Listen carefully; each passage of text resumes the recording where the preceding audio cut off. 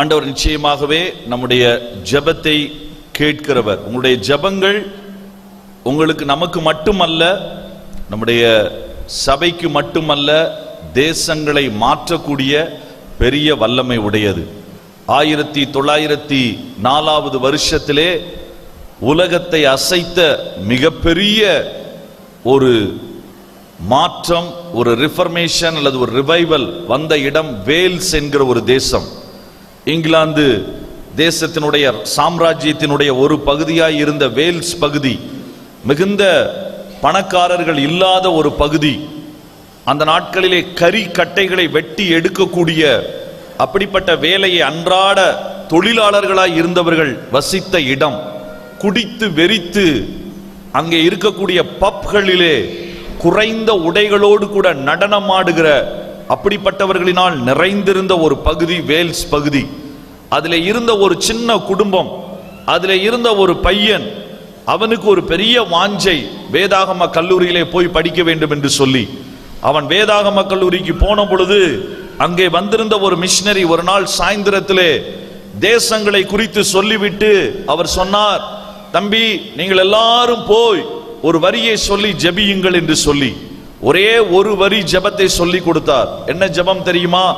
ஆண்டவரே என்னுடைய தேசத்தை வளையும், O Lord bend my country.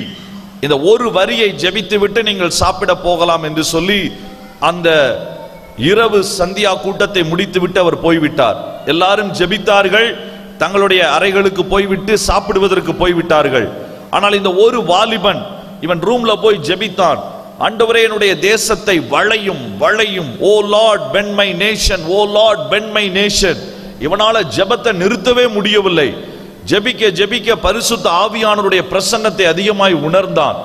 அப்பொழுது ஆண்டவர் அவனுக்கு சொல்லி கொடுத்தார், இந்த ஜெபத்தினுடைய ஒரு வார்த்தையை நீ மாற்று.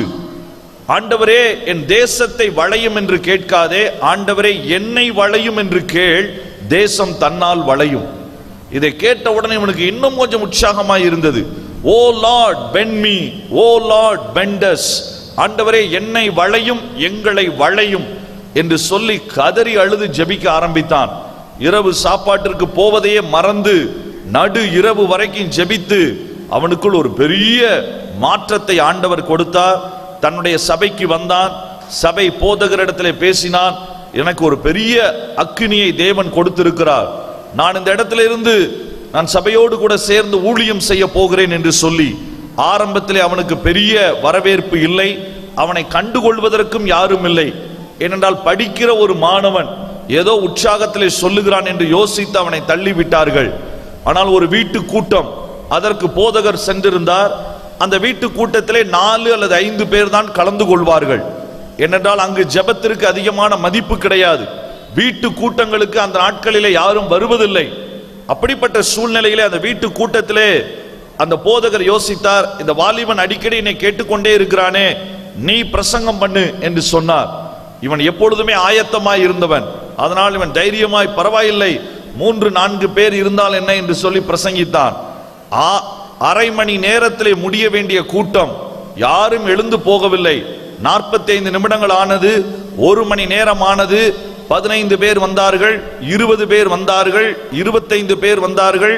வீடு நிரம்பினது, தெரு நிரம்பினது, யாரும் அசையவில்லை. இந்த வாலிபனை பார்த்து சொன்னார்கள், நீ பிரசங்கி, நாங்கள் கேட்க வேண்டும். அவன் பிரசங்கிக்க பிரசங்கிக்க ஜனங்கள் அழுதார்கள், தங்களை ஒப்பு கொடுத்தார்கள். சில பேர் இந்த தூண்களிலே போய் முட்டி, ஐயோ நான் பாவம் செய்தேன் என்று சொல்லி மனம் திரும்பி வந்தார்கள்.